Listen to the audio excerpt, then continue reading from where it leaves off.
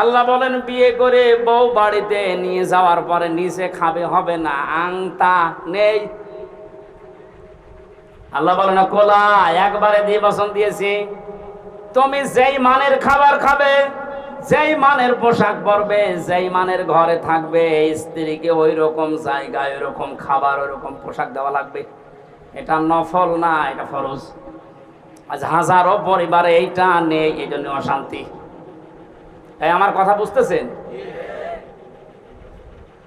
নিজে তো বাইরে ভালো মন্দ ভালোই খাচ্ছে, যাওয়ার সময় বর জন্য বাদাম নিয়ে যাচ্ছে।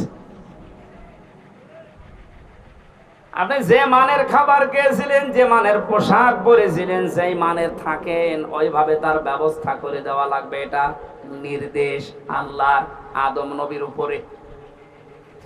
আল্লাহ বলতে পারতেন আংতা, হে আদম তুমি মরণের খাওয়া খাও, এরপরে যদি থাকে বউকে দাও না। একবারেই কোলা দিয়ে আল্লাহ মেয়েদেরকেও আমাদের সাথে শামিল করে দিয়েছেন সমান।